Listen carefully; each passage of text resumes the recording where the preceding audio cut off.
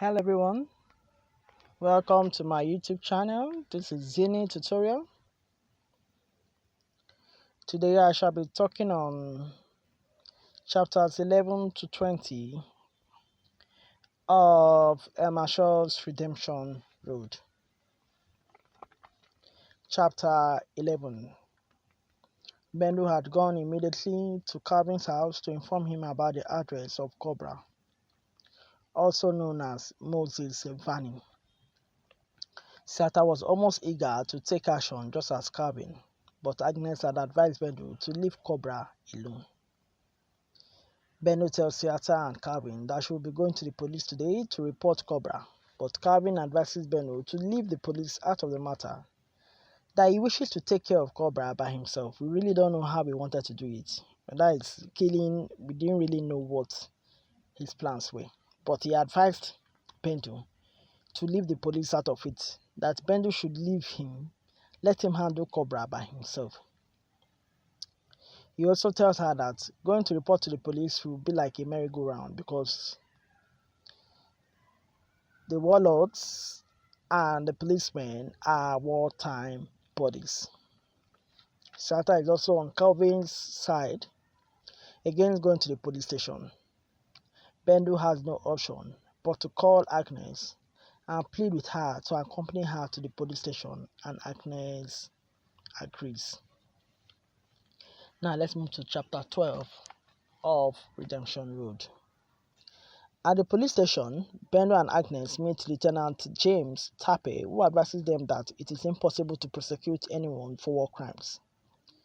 He also advises Bendu to let Cobra go free, at least for now, but she insists that she isn't going to let Cobra go free. On her insistence, he opens a ledger to a clean page and asks for Cobra's real name. He tries to write the name down, but has no ink in his pen.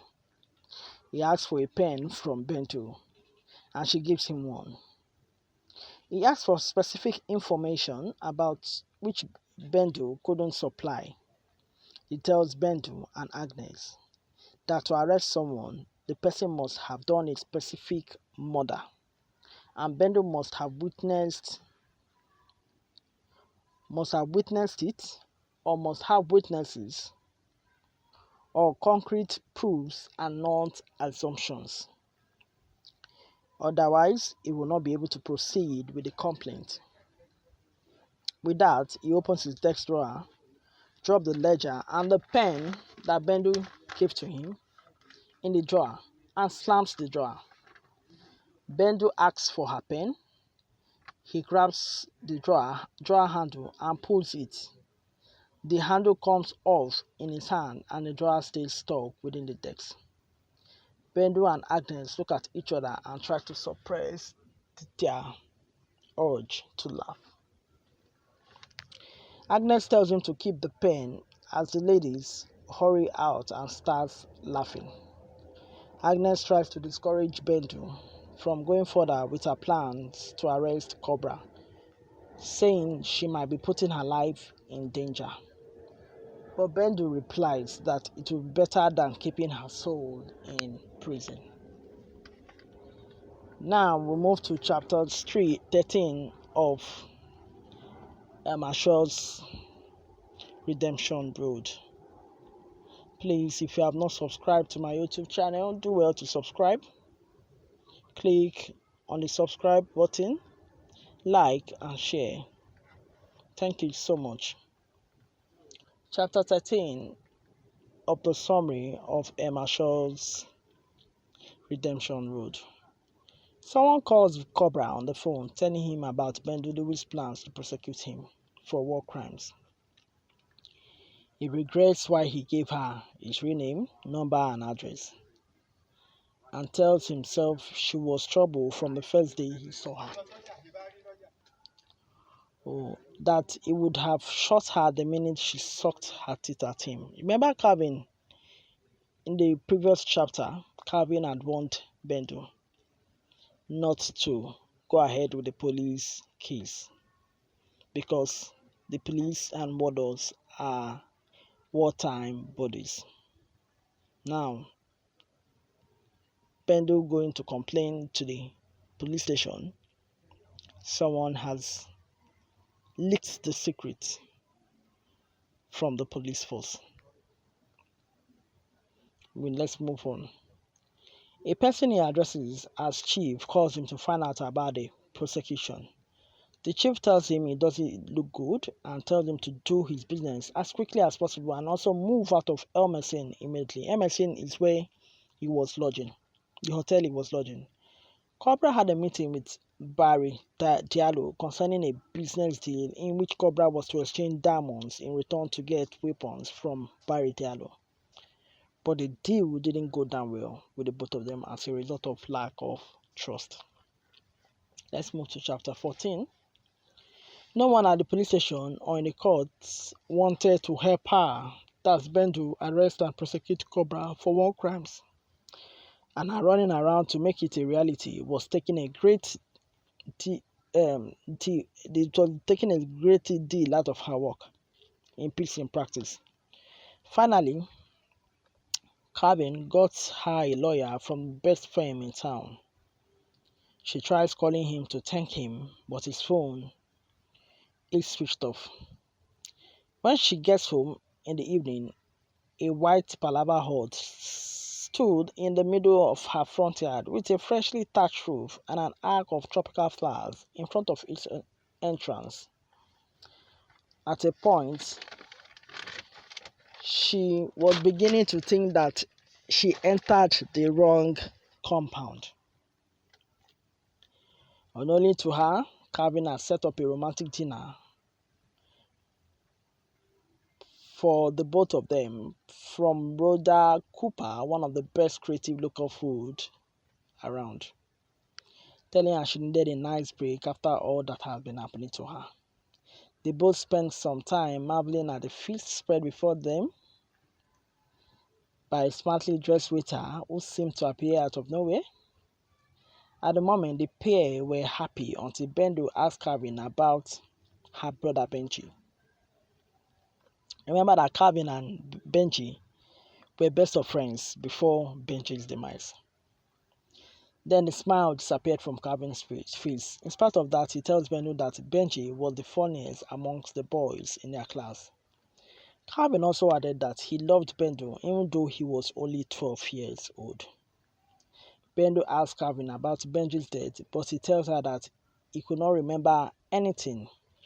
He immediately changes the topic, asking Bendu about Tuluma.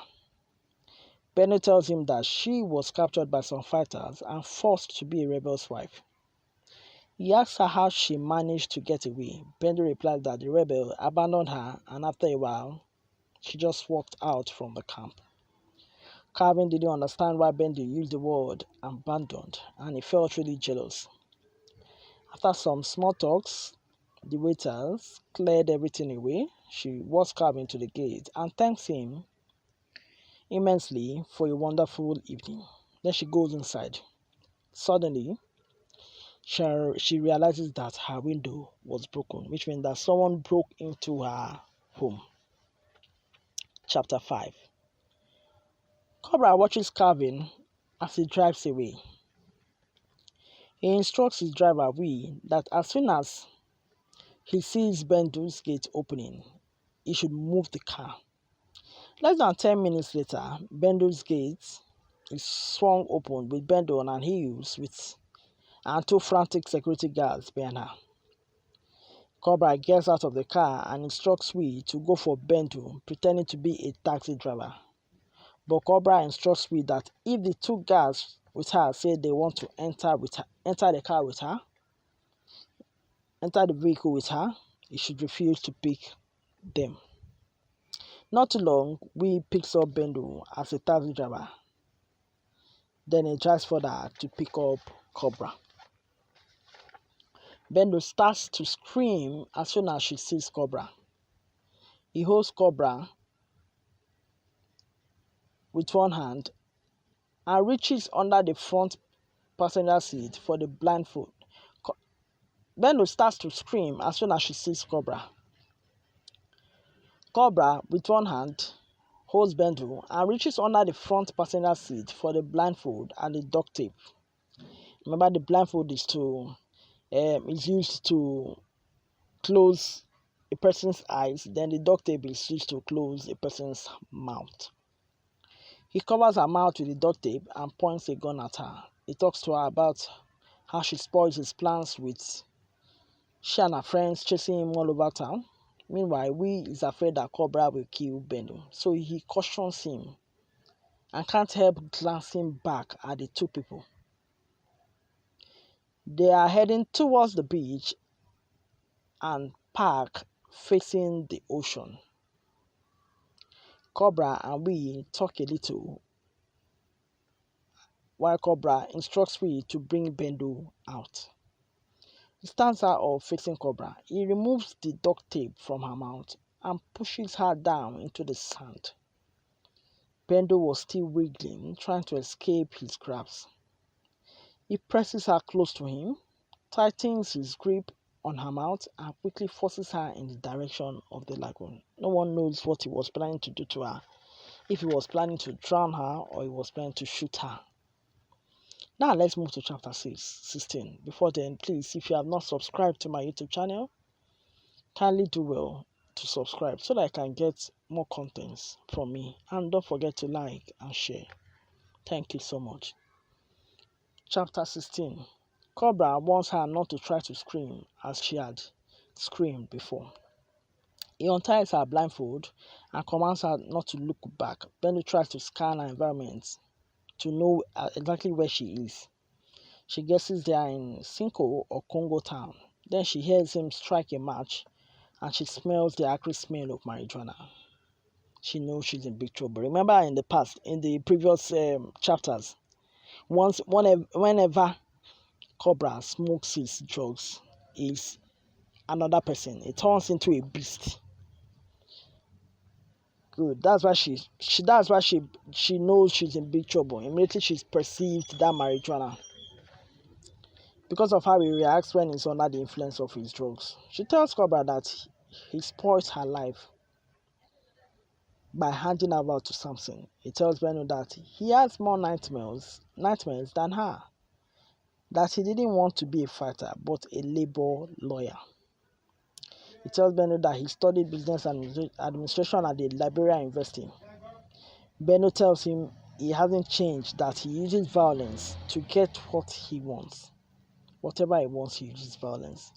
She tells him that he killed innocent people, and he in return tells Bendu that she killed innocent people. Bendu tells him that he made her do it. He tells Bendu that she would have refused, but Bendu tells him that he would have killed her. He asks her if her family and her writer friend knows what she did in Tuduma. He tells her to drop the charges or else he will tell them her little secret. Will suddenly disappears.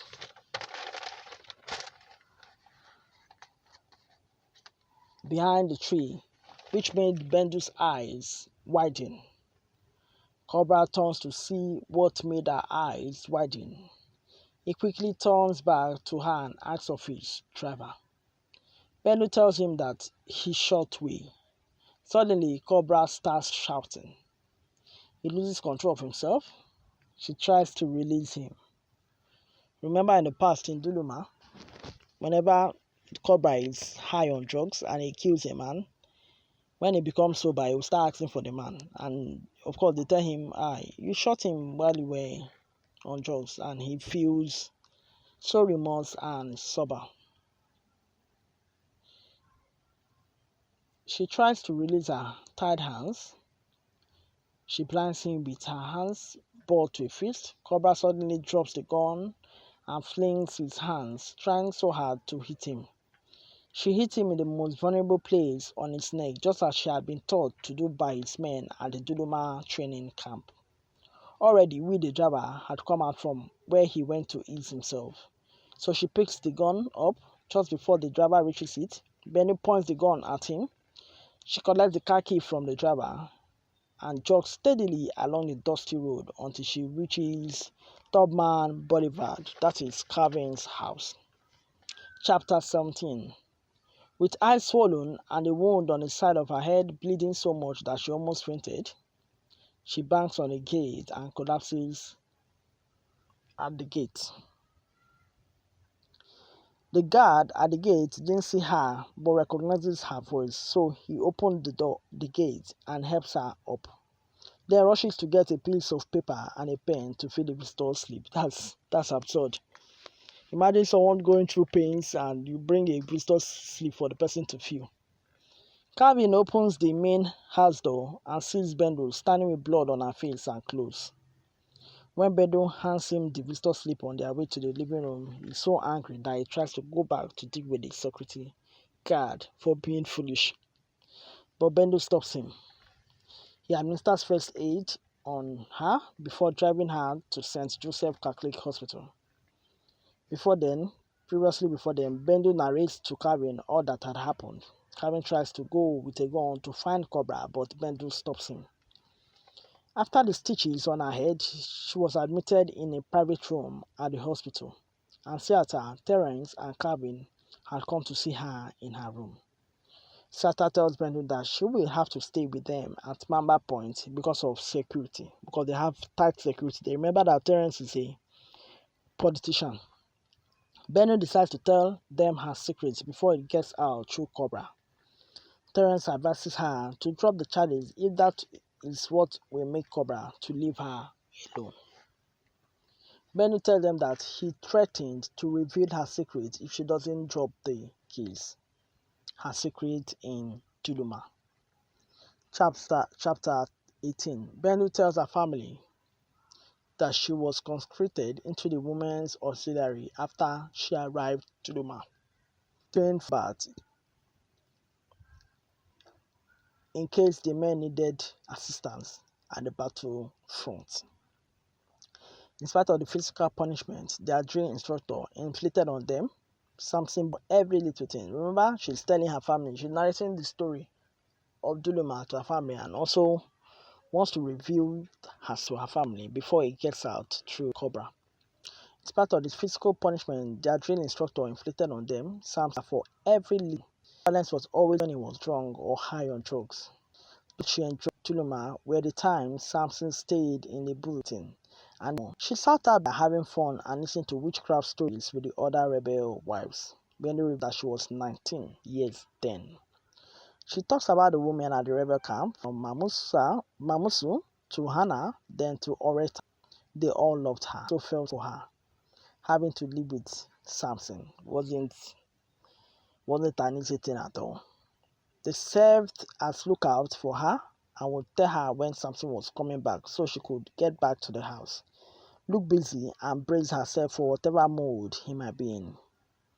They also taught her how to make several dishes to please him. Bendu talks about the oven in Tuduma where Commander Cobra and his men burned men alive. By the middle of her 4th month in the camp, Bendu began to feel nauseous, dizzy, and very tired. One morning, she fainted during the combat training and was excused to go and see Mamusu, the resident traditional healer. Mamusu suggested she was pregnant. She felt very sad with the fact that she was pregnant for a madman. For weeks, Bendu prayed for a miscarriage. She even resumed combat training drills, hoping that the strenuous activity would be too much for the baby to survive. One day, Mamusu took her hands and told her she was 8 weeks gone and asked her if she wanted to abort the child, that she would assist her. But Bendu was afraid to have an abortion, even though she did not want to have the baby. By the end of the first trimester, her stomach began to show. She told her friends at the camp, and she also told Samson. Samson was very angry. He didn't beat her as often again, but when he did, it was severely. Still, the baby stayed. She was 6 months when he suddenly left the camp and left her totally dependent on the goodwill of her friends. After Samson left, Cobra avoided her but sent someone to tell her to leave the house to make way for another high-ranking rebel fighter. Bendu ignored Cobra's order and stayed in Samson's place. When the time came for her to deliver, the labor was long and hard, and she pushed with so much anger and pain, and she gave birth to a baby girl. She refused to nurse the baby, and Mamusu gave the task to a young woman who had just suffered a stillbirth. On the evening of the 14th day after her delivery, Bendu packed a bag of things and attached a note to it for Anna and Orita and walked away from Tuluma. Bendu finished telling her story and she wondered what they were all thinking about her. Over the years, her mind had drifted to baby girl or baby girl as everyone around her had pronounced in their strong Liberian accent. She did not even bother to give the child a proper name. She wondered if her daughter was alive or dead. No one in the room spoke for a while. Terence fidgeted uncomfortably. Seattle reached into her bag for some more tissue, and Calvin suddenly stood up and stormed out of the room. They could hear him raging in the hallway, choked with emotions. Now, chapter 19. We have entered part 2 of the book. That is Truth Lights the Way. Bendu and Seattle walk into Councillor Gray's office concerning the charges against Cobra. Bendu narrates the horrible experience of war to Gray and Seattle because they were not around during the Civil War. Bendu gives Councillor Gray good reasons why warders or ex-combatants should be prosecuted. She says they kill in an erratic manner. They kill without reasons. Bendu gives horrible instances of their killings, and Gray assures her Cobra will be caught, most especially for abducting and assaulting her last night. Now, chapter 20. Bendu is currently staying at Seattle's place after the horrible incident with Cobra. She thinks about calling her parents, but decides to put it off to later in the evening. Her thought goes to Calvin and how she desperately wanted to talk to him, but she realizes that her conversation with him would be one of the hardest and wonders if he would still forgive and love her. She also thought the same concerning her parents. Her thought of Calvin loving her makes her smile, and she drifts off to sleep and dreams of Tuluma. It was early in the morning at Tuluma. She and some other women were looking for a new place to get firewood. Because there was no firewood at the camp. So they got away from the camp. She tells the other woman she wanted to ease herself. Then she moves a bit further in a direction where she thinks she might find a new village or some kind of help. From time to time on her journey for freedom, a small group joined her. On the same path, some were angels who floated by, and among them she saw her Granny May and Jonah, her late fiance. She also saw a little boy who giggled and spun in circles as he floated by. Another angel she recognized was one of Cobra's men who was killed in the oven. As she continued to walk, she came upon a sign that her journey was over, because in the distance ahead of her, she could see a small roadside market and a good number of people walking about. As she approached the market, someone recognized her and started shouting, "Tuluma spy! Tuluma spy!" Soon the whole village descended on her and started to beat her. Some onlookers started to chant, "Kill her! Kill her!" Then suddenly another angel appeared. She recognizes him. He was the old man at Chadutan who had told her that God would bless her for not abandoning her grandmother. The man's words saved her from death, but the villagers